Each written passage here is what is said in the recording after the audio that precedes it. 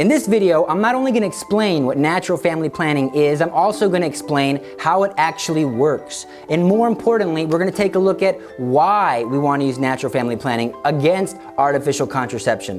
What are the benefits of natural family planning, not only to myself, not only to the couple, not only to society, but spiritually. So I want to make it very clear that you don't have to be perfect to learn about this. I'm not teaching you natural family planning and what God's plan is for your sexuality and for your marriage and for your family because I'm perfect and because I want to judge you or because the church is judging you or condemning you, because that's not the case at all. I want you to know about natural family planning because it's God's way and it's going to make you happier, it's going to make you healthier, it's going to make you holier. If He created you and He's designed you in the way the longings of the human heart work, it's only going to work. Your love life, your sex life, your relationships, they are only going to work if you do it God's way. And if you can bring this into your family, if you can start living natural family planning now, I guarantee you it will change your life.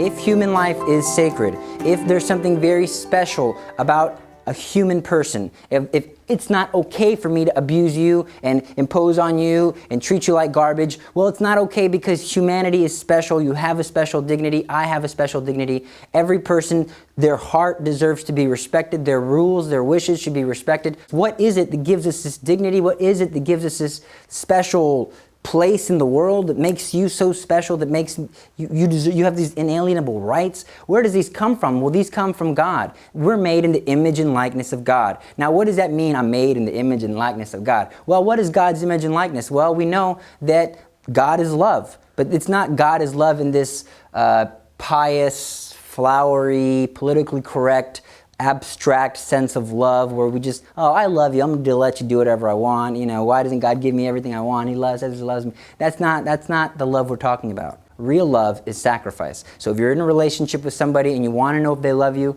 how do you know if somebody loves you? How much are they willing to sacrifice for you? How much are they willing to sacrifice for your good? How much does my mom love me? I know my mom loves me. How do you know your mom loves you?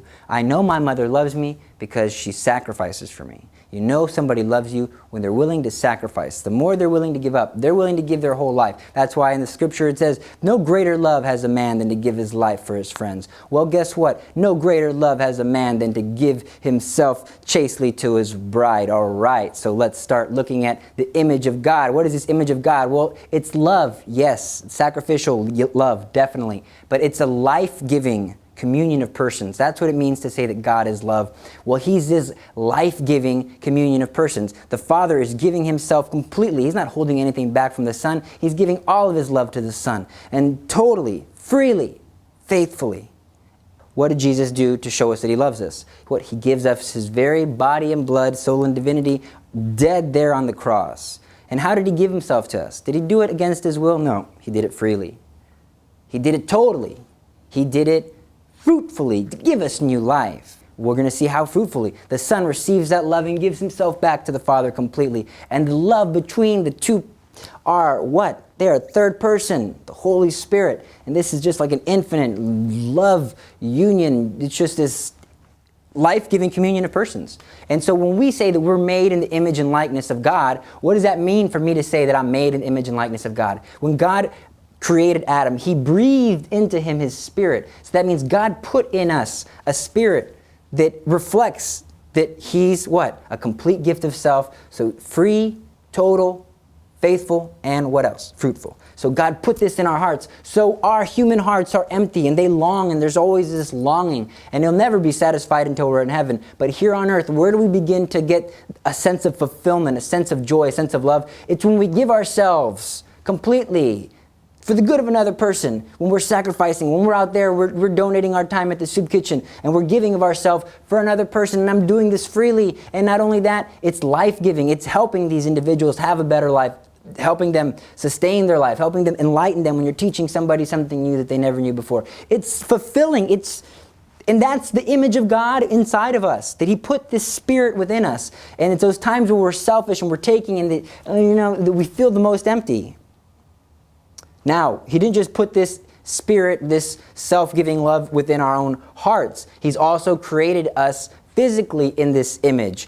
Our bodies resemble this ability to give myself freely to somebody else, to give myself entirely to somebody else. And God stamped this image and likeness into our very bodies, in the male body and the female body. When you put them two together, what do? When the man gives himself completely, when the woman receives this and gives herself back completely, they're open to life. And guess what?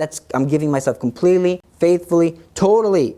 Well, totally. Well, I didn't mean to. Well, yeah, I'm giving everything that I am right here in my body. This is all I have, and I'm giving that to you. Well, that's what? That's the marital embrace. That's why when a man and a woman go to the altar to get married, they say, have you come here freely? Yes, I've come here freely. Oh, for better or for worse, from sickness and in health, for poor or for richer, for ugly or for not so ugly, for getting fatter or not getting fatter, for being annoying and not cooking dinner properly and not washing my clothes properly, for washing my clothes properly, for cooking good dinner. And you're doing this before God. I'm giving myself to you as an image of God. And you're saying these words.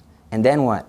And then when you go home or you go to your hotel room, what do? The word becomes flesh. So now I'm consummating the marriage. So wow, this is very holy. This reflects and shows us something of the person of God, a life-giving communion of persons that's unitive. So this is unitive.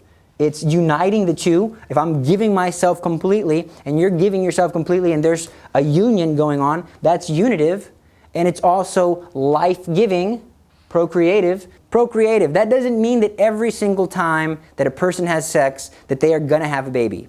That is not God's goal. If He wanted to do that, it'd be possible for somebody to have a baby and then while they're pregnant have another baby and then while they're pregnant have another baby. But God created the human body, the fertility system, especially in a woman, to be different so that there are periods of fertility and infertility. And so we're going to measure these periods later on and show how we can say when the woman's fertile, when the woman's not fertile, etc. and how that plays into our natural family planning. But let's say, for example, and we're going to look at briefly, what would happen if I separated the unitive, if this is just about procreative? So then, would it be loving? Would it be life-giving? Would it be nourishing? When a person rapes somebody, yeah, they might get pregnant, but was that unitive? No, that was repulsive. That was the exact opposite of unitive. That was disgusting. It was terrible, right? Well, see how we see what happens when we separate the unitive and the procreative. Well, if I can just have sex, she's just an object. Well, what happens when you artificially shut down your reproductive system, because that's what we're going to look at, artificial contraception. That's what it does. It treats your fertility as a disease. And when your fertility is a disease, it's something that I'm blocking this out. And now I can use a woman as an object for getting out my sexual tension. And now, although it starts off with the procreative and cutting off the procreative, it also impacts the unitive. Because how can I say I'm giving myself to you completely when I'm saying, I love you, I give myself, for better or for worse, I give myself to you completely, but not my sperm or not my eggs. Well, that's not completely. That's saying, I give it all to you, but not this part.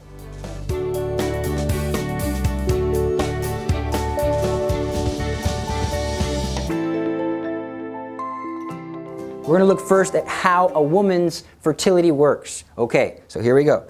Bear with me. My drawings are not to scale. And then here's the vaginal area. And this is the cervix.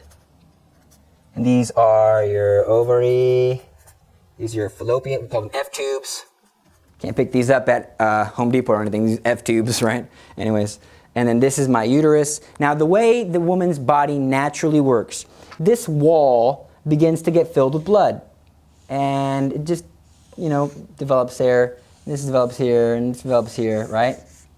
And when the ovary releases an egg, this will be my little egg, and it's just floating around and just kind of flowing around here, right? Now, let's say a woman has sperm inside of her because she had sex. And so what's going to happen is the sperm will be swimming, forgive my bad sperm drawing, and then they'll meet here, and then there's new life. And then that will look like, one of these dealies. Cells are multiplying. Well, what's going to happen is this new life, after conception, would implant itself here in this wall of the uterus that's been lined, right? And that's where the baby would begin to grow and develop, etc., okay? Now, let's say, for example, this person is abstaining and she's ovulating. So the ovulation is when the woman is releasing an egg and the egg is going through the fallopian tubes, but there's no sperm, okay? So this didn't happen. And so what's happening now is this little egg is just going to go out, go out, go out, go out, and then these are going to dissolve, and this is going to dissolve, and then it's just going to bleed, right? And that's what happens. It just kind of comes out. So that's the way a woman's body naturally works. If there is conception, the newly formed life will implant itself here. If there's not, this will all just go out and start itself next month, right? So what does artificial contraception do? Artificial contraception introduces, and please forgive my spelling, synthetic estrogen. And so what this synthetic estrogen and progesterone are going to do is they are going to keep your ovary from releasing an egg. That's one of the ways that it works. There's no eggs released. So it tricks your body into thinking that you're pregnant so that it doesn't release an egg. So these hormones are tricking you, are saying, oh, shut down, do not work, you are pregnant. So this is not good. Could you imagine what kind of hormones are entering your body and how much of them are entering your body? And is this safe? I am not pregnant, but my body thinks that I am, so much so that I am not releasing an egg. Do you know how powerful sexual hormones are? Estrogen has a part to do with every part of every woman's body. And that's going to explain some of these side effects. But we're going to get to how else the artificial contraception, especially the pill, works first before we get to the side effects.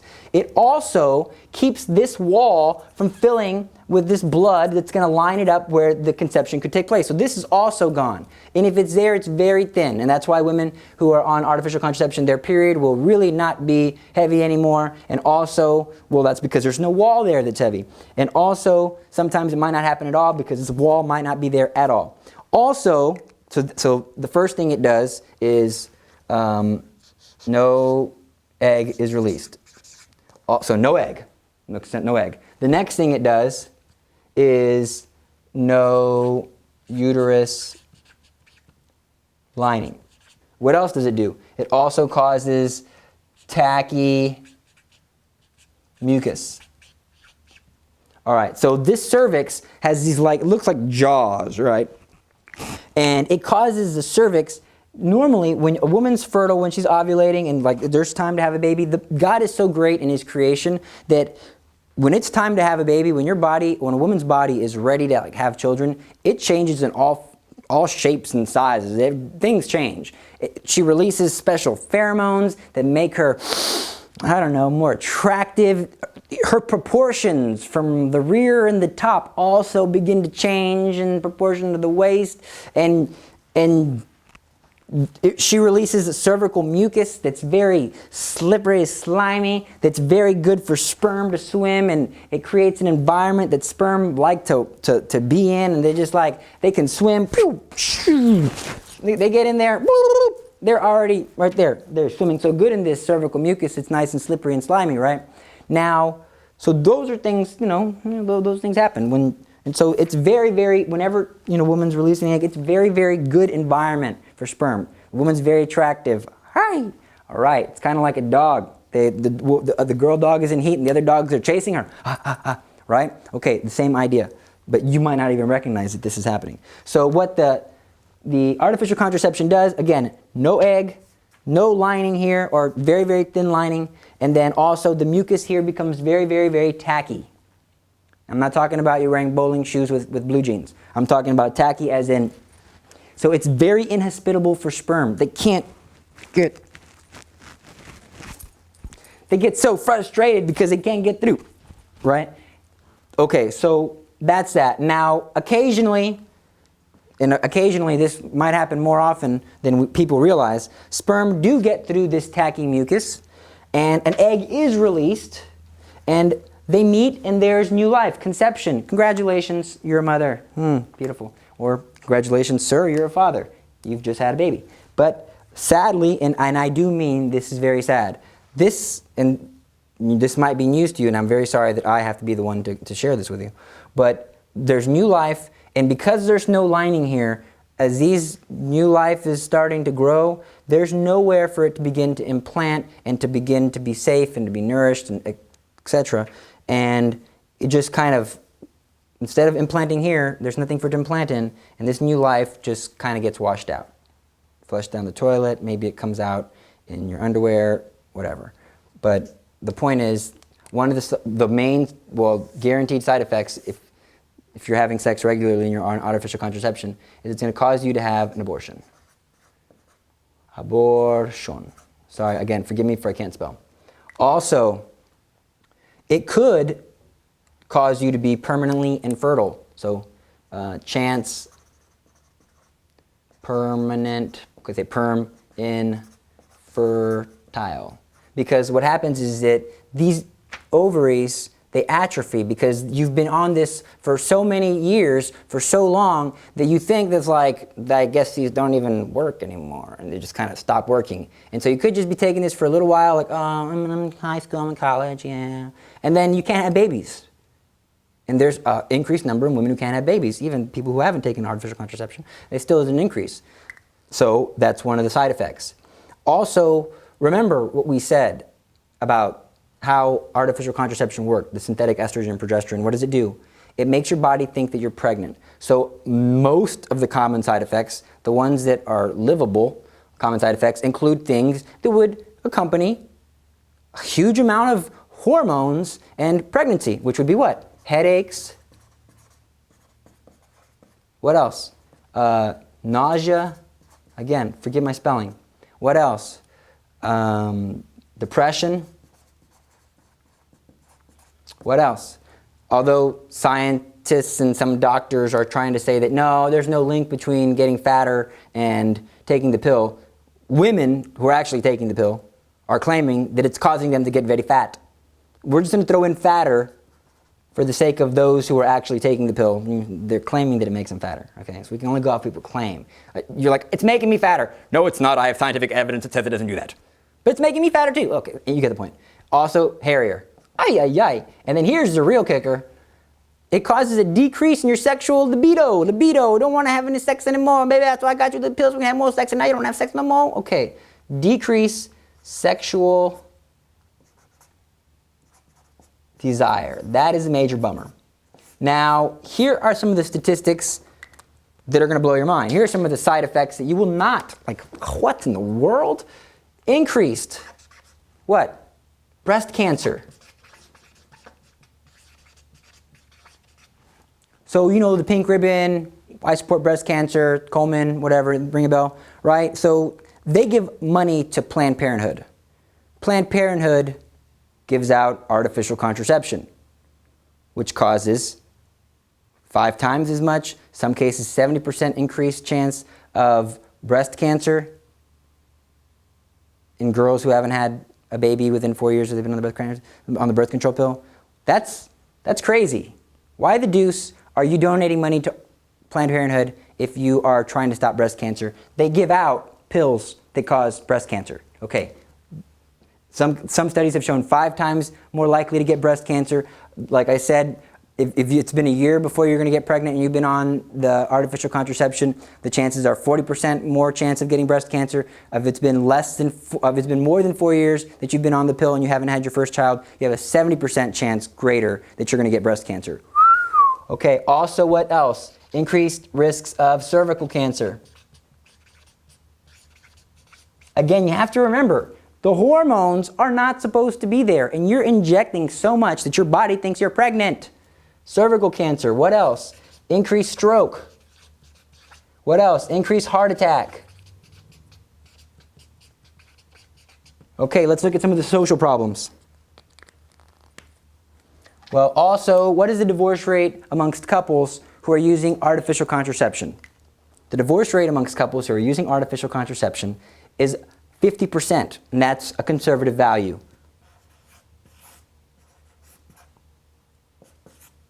Again, forgive me for being a complete moron when it comes to writing and drawing and where my percent sign goes. All right, 50% increase in divorce. What? This is madness. Who the deuce would take this? Who would prescribe it? This is the first time in human history where doctors in the United States were prescribing medicine to healthy women who are fertile. And now they're giving them medicine to kill their fertility that has all of these other risks.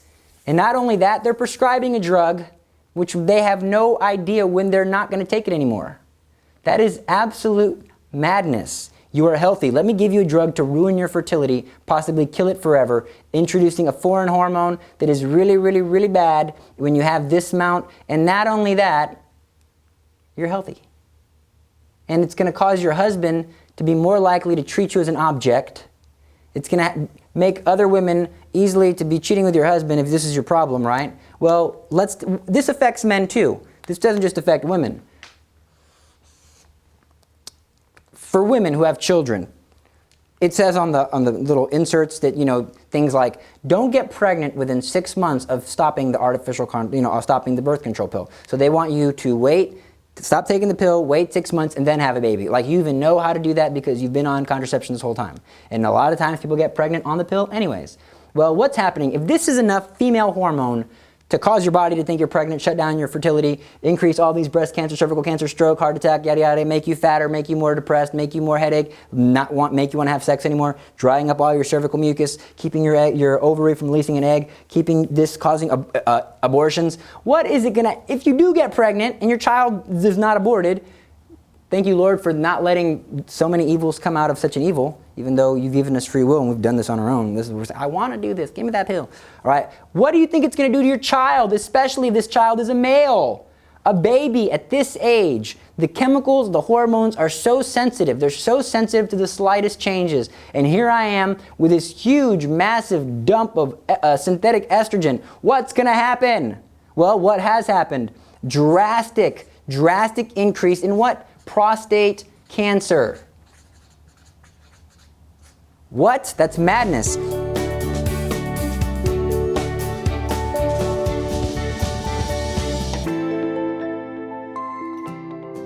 How does natural family planning work? Okay, I'm going to begin to explain how natural family planning works. And I kind of hinted at some of this already. So the first thing that I would like for you to associate with fertility is what I'm calling slippery, and then, or slimy, or even better, stretchy. That's the word I was looking for. Stretchy mucus. Stretchy mucus, like when I blow my nose, a little bit. Stretchy mucus. So the cervical crypts will begin to secrete this stretchy, egg whitey mucus. So this mucus, it's so stretchy and slimy, and it's just like egg whitey, right? So that's a sign of fertility. And this again is when the sperm are easily swimming up there. So when there's tacky mucus, what's happening is that the sperm are very difficult. They don't live very long. It's very acidic inside of the uterus, and they die really quickly. Now in this environment, sperm can live from 3 to 5 days. So this makes sperm 3 to 5 days. Okay, I really messed up. I'm going to put my calendar right here. We have 1, 2, 3, 4, 5 days. 1, 2, 3, 4, 5, 6, 7 days. Okay, there. So let's pretend this is a really bad calendar. I am very aware of that. All right, so we'll go day 1, 2, 3, 4, 5, 6, 7, 8, 9, 10, 11, 12, 13, 14, 15, 16, 17, 18, 19, 20, 21, 22, 23, 24, 25, 26, 27, 28. Okay, and then let's say it's February, all right? Okay, so here's my calendar. Now also, what else happens around this fertility time? So we know that an egg is released and it goes, right? So when this egg is released, there's something that happens in this little space, this follicle. We call that a corpus luteum, and that releases progesterone. And what does progesterone do? It causes, first thing that happens, we know when fertility is around, slippery, stretchy mucus. So this is when we're going to be looking for slippery, stretchy mucus. Also, we're going to be looking for a temperature rise. Progesterone causes the temperature to go up. So we're going to look for temperatures going up. Now, not only that, there's another thing besides the slippery, slimy mucus. This cervical, so if you look here, this cervical box, little cervical jaws, they're lower and they're closer together. I actually did that on purpose. Here, they're higher and they're open more. When a woman is fertile, her cervix kind of comes up, it's softer, and it's open more. This makes it easy for sperm to get in. It's like the gates have been opened. Everybody go, right? So that's what's happening. So the sperm are, wow, we're just all flying in there. Now it's really a race. Now we can really compete. So what's going to happen is, let's say that the egg is released on day 18. So let's say day 18. Yeah, day 18 is about good. Now let's say day 17. Okay, so this is the day the egg is released. All right, so your mucus is going to start to get slippery slash stretchy. And so I'm just going to write, so right here we have, you know, menses, like you're bleeding. All right, and now we're starting to have tacky or dry days. We'll call these dry. And now we're starting to get slippery, slippery, stretchy, stretchy, stretchy, stretchy, stretchy, and then slippery, slippery, dry, dry, dry, dry, dry, dry, dry, dry, dry. All right, so I know, and then on top of that, you're also, remember I said your temperature is going to rise? Well, before the egg is released from the ovary, what happens? Estrogen causes your temperature to drop. So if you start taking your temperature, okay, temperature's here, temperature's there, temperature's getting lower, lower, lower, and then up here, maybe one there, one there, one there, right? And then all of a sudden one day your temperature's up here, the temperature's up here, and up here, and up here, and up here, and up here, and it kind of stays high. Well, we know from, if I chart this,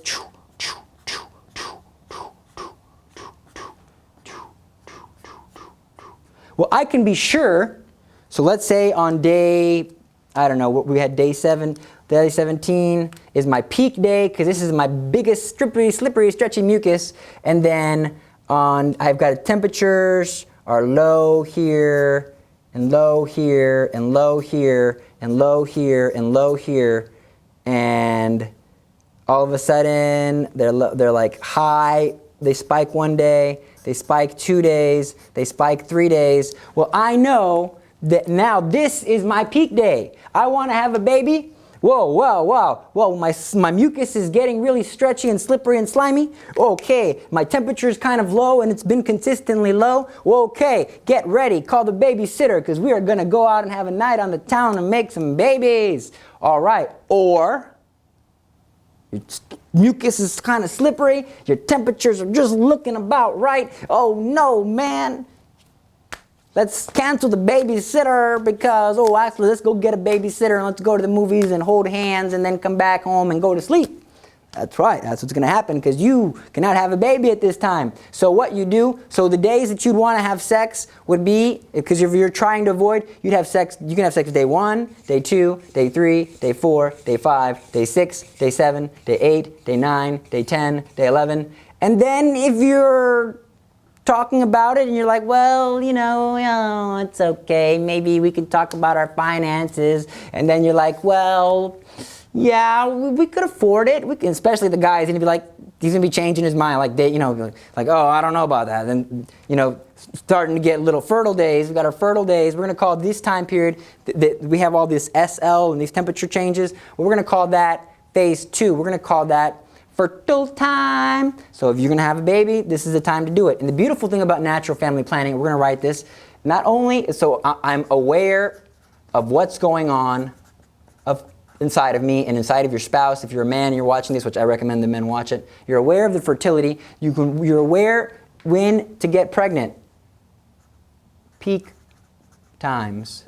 So a lot of times people get a lot of difficulties getting pregnant. Why do they get difficulties getting pregnant? Well, because sometimes the timing is off and you think something's wrong, but really you can check your times. You can check your days. Wow, this will be the best way to get pregnant, right?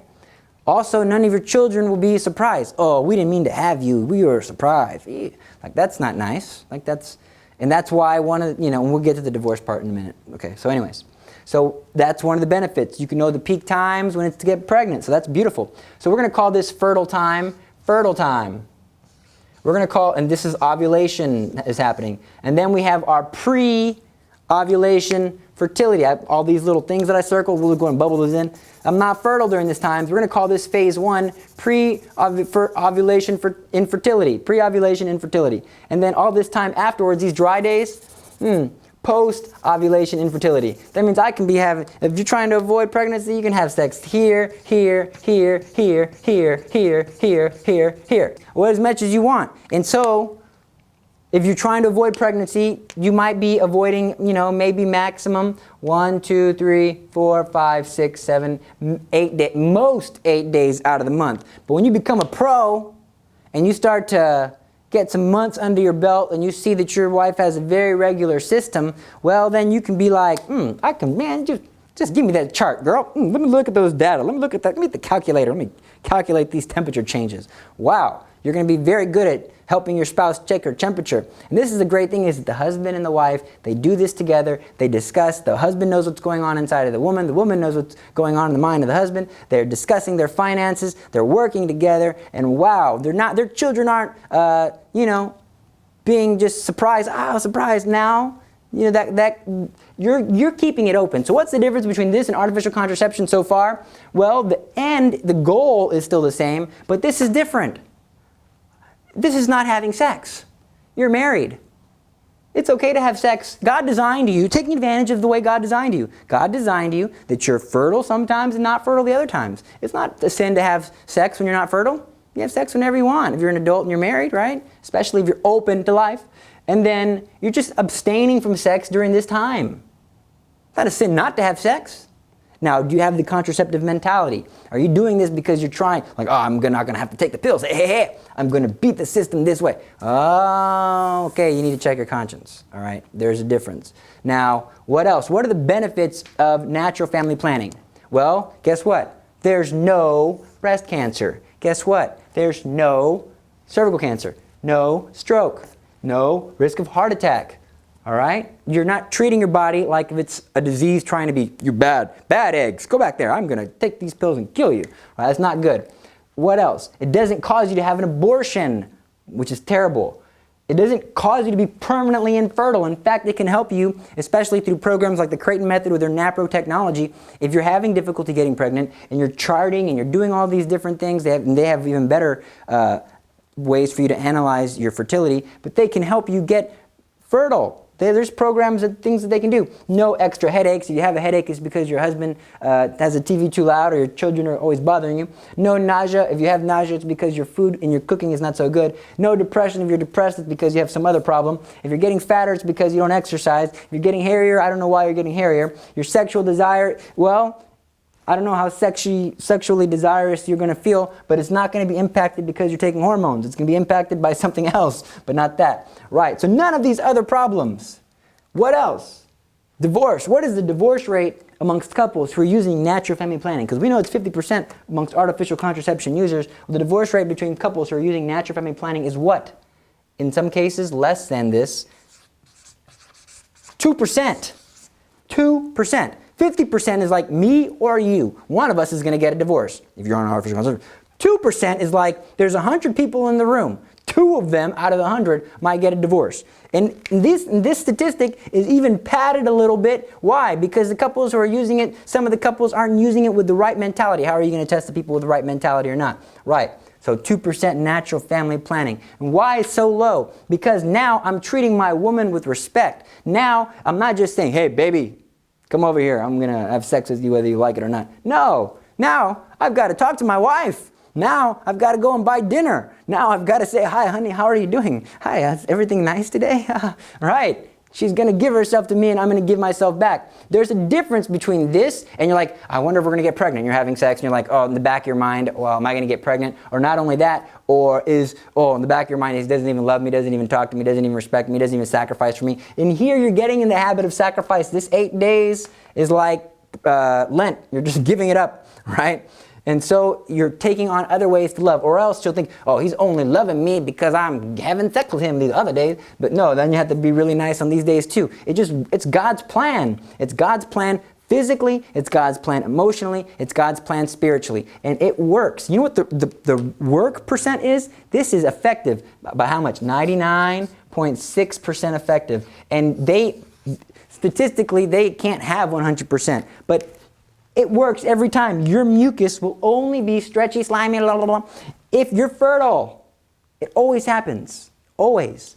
Now, the only time that this is even slightly difficult or you really feel cheated out of your days is if you're trying to come off this and this has damaged your natural cycle in some way. But I can assure you, if you go to a class, they'll really help you out with that. Now, the whole point of me teaching you all of this was to show you the science, to show you a little bit of the theology, to show you a little bit of the background. It's not so that you can start doing this. Yes, I want you to start doing this right now. Stop taking your pills right now. Stop taking artificial contraception. Stop it, stop it, stop it, stop it, stop it, stop it. But you still need to take a class. This is not meant to be comprehensive. I really fudged here in the calendar somewhere, but the goal was not to be like, this is exactly how you do it. Go and start doing it. Go get your... No, the goal of this was so that you will go and look it up for yourself. And if you're just a teenager, so that you will know that you have an option. There's no reason for you to take artificial contraception. But the doctor said I could use it for this, for that. Adding these hormones are not going to actually help you. It's just going to cover up. It's just going to mask the problem that you really have. What you need to do is find out what's wrong with you. Get that fixed. Taking artificial contraception and dumping your body with all these foreign materials is not going to help, and it can have serious side effects. And it's absolutely absurd that people don't know about this. This works. It works. They're happier, they're holier. I think what the problem is that this is free, and the artificial contraception can make somebody some money. Honestly, that's what I personally believe is part of the problem. This is not talked about. This works. I can only say it works. It works so good that if I was trying to, based on what we know about sperm, I could probably determine the sex of my child. What do you mean? Well, because in the sperm, the females, they swim slower, but they live longer. The males, they swim very fast, but they die very fast too. They don't live so long. So if I was starting here, and let's say I'm looking at my chart, and I'm just going to show you how scientific all of this is.